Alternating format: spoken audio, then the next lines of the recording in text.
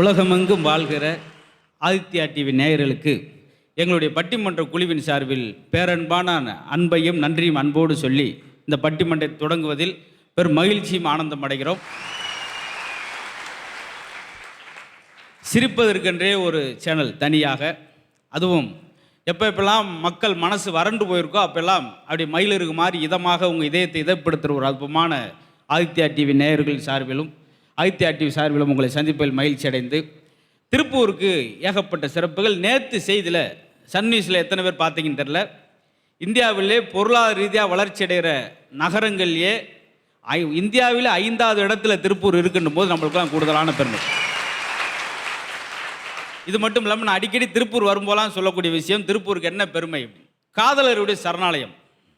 அது எத்தனை பேருக்கு தெரியல. இப்போ என் ஊர் திருமங்கலம் பக்கத்தில் இருக்குங்களா, நான் அடிக்கடி சொல்கிறது உண்டு. 2 பேர் மனசும் பிடிச்சு போய் என்ன செய்யலாம், வீட்டில் எதிர்ப்பு தெரிவிக்கிறாங்களே ஓடிடலாம் அப்படின்னு முடிவு பண்ணும்போது எந்த ஊருக்கு ஓடலாம் அப்படின்னும் போது உடனே எங்கள் ஊருக்கு வாங்கன்னு சொல்லி, அது மட்டும் இல்லாமல் உலகமெங்கும் நவநாகரிக உடைகளை தயார் பண்ணி அத்தனை பேருக்கும் உடை நாகரிகத்தை உலகத்துக்கே பரப்பி வருகிற திருப்பூர் வாழ் மக்கள் மட்டுமில்ல, அன்பான உழைப்பாளர் பெருமக்களை வணங்கி நாங்கள் நிகழ்ச்சி தொடங்குகிறோம். ரொம்ப எளிமையான தலைப்பு, ரொம்ப இனிமையான தலைப்பாக உங்களுக்கு இருக்கும். எல்லாரும் கிராமத்தை ஒட்டி பிறக்காமல் யாரும் இருந்திருக்க முடியாது, இருந்திருக்க வாய்ப்பும் கிடையாது. நம்ம தாத்தன் பூட்டையும் பாட்டையும் காலத்திலேருந்து வந்திருப்போம். அப்படியாப்பட்ட கிராமத்தையும் நகரத்தையும் இணைச்சு ஒரு ஒப்பிடுதல், அழகான தமிழ் விவாதம். இதுக்கு இடையில் இது முழுக்க முழுக்க நகைச்சுவை சேனல்ன்றதுனால நல்ல நீங்கள் மனசு விட்டு மகிழ்ச்சியாக இருக்கிறதுக்கு இந்த நிகழ்ச்சி கண்டிப்பாக உங்களுக்கு உறுதுணையாக இருக்கும் என்பதை சொல்லி, மக்களுக்கு செய்தியை நகைச்சுவை கொண்டு செல்கிற பல்வேறு வடிவங்களில் பட்டிமன்றம் ஒரு வடிவம். அந்த வகையில் இன்றைக்கி உங்களை வேறு ஒழுங்க சிரிக்க வைப்பிருக்கும், அங்கங்கே சிந்திக்க வைப்பிருக்கும் அழகான அற்புதமான 6 பேச்சாளர்கள், உங்களுக்கெல்லாம் பிரசித்தி பெற்ற பேச்சாளர்கள். உங்கள் அனுமதி இல்லாமலே உங்கள் இல்லறத்துக்குள் நுழைஞ்சவங்க, உங்கள் தொலைக்காட்சி மூலம் நீங்கள் பார்த்துறேன், என்ன இல்லறத்துக்குள் நுழைஞ்சாங்களே, என்னைக்கு கதவெல்லாம் போட்டு நம்ம அப்படி போயிட வேணாம். உங்கள் டிவியில் எல்லாரும் உங்களுக்கு பரிச்சயமானவங்க தான். இன்றைக்கி புது வடிவத்தில் அழகான தலைப்பில் உங்களை சந்திக்க போகிறோம். மனிதர்களுக்கு மகிழ்ச்சியும் மன நிறைவும் அதிகம் இருப்பது கிராம வாழ்க்கையிலா நகர வாழ்க்கையிலா, இதுதான் விஷயம். ஏன் இந்த இடத்துல கேப் விட்டேன்னா நீங்கள் கைதட்டுவீன்றக்காக, பரவாயில்ல. அதுக்காக பார்த்தீங்களா, சில இடங்களில் கைதட்ட பிச்சை கட்ட மாதிரி கேட்டு வாங்க வேண்டிய கட்டாயத்தில் இருக்குது. கிராம வாழ்க்கையே அப்படின்னு பேசுவதற்கு அற்புதமான 3 பேச்சாளர்கள் உங்களுக்கு பரிச்சயமான சொல்லிட்டேன்.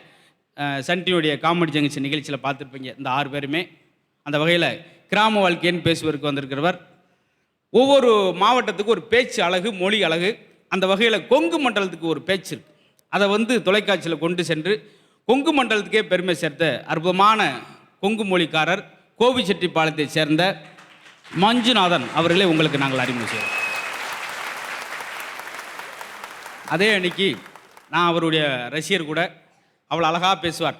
எவ்வளோ ஒரு கூட்டம், 4000 பேர் 5000 பேர் 50,000 பேர் இருந்தால் கூட அவர் 1 மணி நேரம் கட்டுக்கடங்காமல் பேசி சிரிக்க வைக்கிறதுல ஒரு பெரிய ஆற்றல். அதெல்லாம் அற்புதமான ஒரு திறமைன்னு சொல்ல முடியும். அந்த திறமையை ஒட்டுமொத்தமாக கையாண்டு இருக்கிற அருமையான ஒரு ஆசிரியர் கூட. பகல் நேரங்களில் மாணவர்களை மகிழ்ச்சிப்படுத்தி, இரவு நேரங்களில் மக்களை மகிழ்ச்சிப்படுத்துகிற அற்புதமான பணி செய்து வருகிற ஆசிரியர் மகாராஜன் அவர்களை உங்களுக்கு நாங்கள் அறிமுகம் செய்கிறோம். தேவகோட்டை பாருங்கள், இந்த இடத்துல நீங்கள் ஒரு 7 மாவட்டத்தோட பேச்சை கேட்டு ரசிக்க போகிறீங்க. பாருங்கள், உங்கள் ஊர்க்காரர், அடுத்து தேவகோட்டை, அவங்க திருவண்ணாமலை, நல்ல இளம் வழக்கறிஞர், அதுபோக நல்ல பள்ளிக்கூடங்கள்லாம் போய் தன்னம்பிக்கை பேச்சு வழங்குறவங்க. இதுபோல் தொலைக்காட்சியில் பல்வேறு நகைச்சுவை சம்பந்தப்பட்டம் இல்லாமல் பல்வேறு சீரியல்களையும் நடித்து வருகிற வழக்கறிஞர் சென்னையை சேர்ந்த சந்தியா அவர்களே உங்களுக்கு நாங்கள் அறிமுகம் செய்கிறோம். ஆமாம், இவங்க தான் கிராமத்திற்கு அவ்வளோ பெருமைகளுங்க, அவ்வளோ மகிழ்ச்சி கொட்டி கிடக்குன்னு பேசுகிறக்கும். இல்லைங்க, நகரத்தில் வந்து பாருங்கள், ரொம்ப விறுவிறுப்பாக இருப்போம், வேகமாக இருப்போம். ஆனால் அதுதான் எங்களுக்கு மகிழ்ச்சி. காலைல போகிற பரபரப்பை பாருங்களே.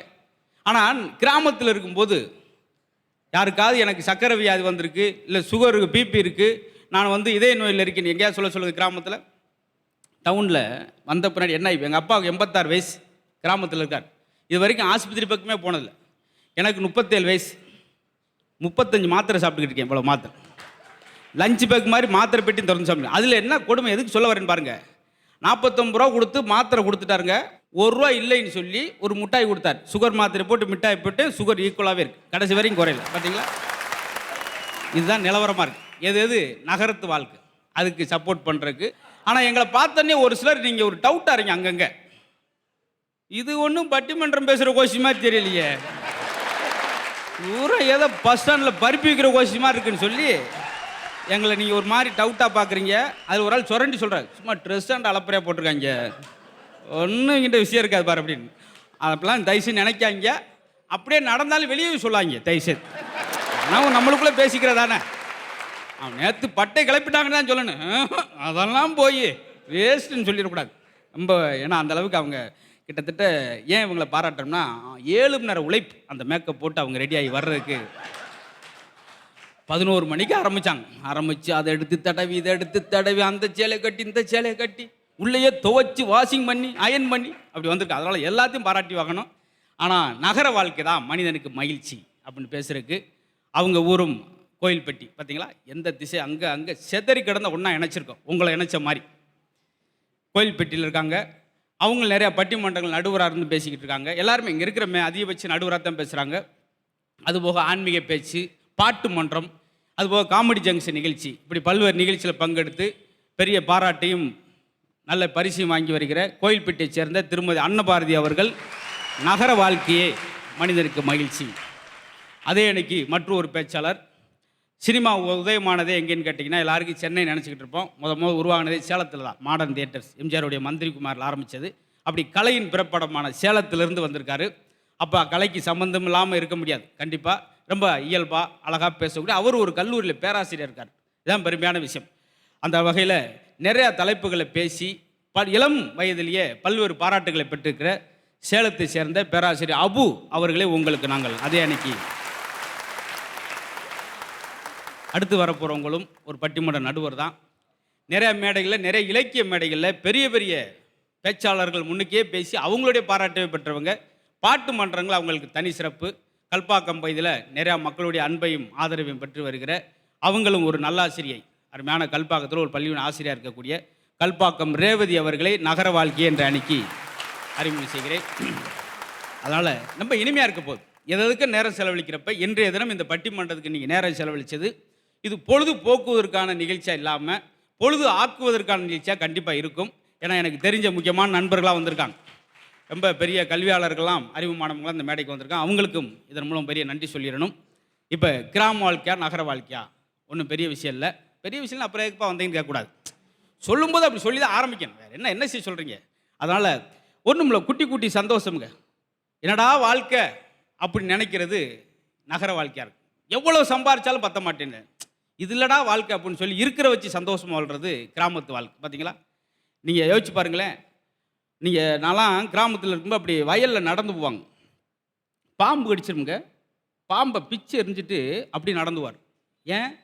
உலகத்திலே தினந்தோறும் யூசன் ப்ரோ ப்ரெஸ் யூஸ் பண்ணதாருந்தீங்கன்னா கிராமத்துக்கார் தினம் வேப்பங்க சொடிப்பார், விளக்குவார், போட்டுவார். பாம்பு கடித்து பாம்பு செத்து போயிடும். அந்தளவுக்கு விஷமுறிவோடு இருப்பார்.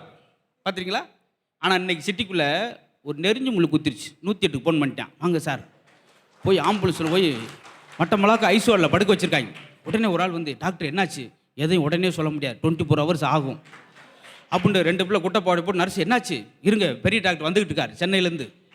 பார்த்தீங்களா, 65,000 சில எக்ஸ்ரே ஸ்கேன் எடுத்து 65,000 செலவு பண்ணியிருக்கேன் நெறிஞ்சு முழுக்கு. இதுதாங்க. அப்படி விருந்தோம்பளே பாருங்களேன், கிராமத்தில் அழகாக பேசுவாங்க. வாங்க மாப்பிள்ள, முட்டை வச்சு சாவடிக்கிறேன், பயந்துருவான்.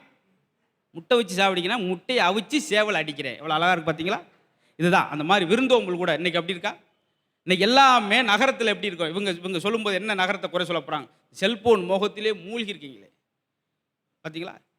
கிராமத்தில் கீழே விழுந்த உடனே எந்திரிச்சு கைக்கு என்னாச்சு காலுக்கு என்னாச்சுன்னு பார்ப்பான்.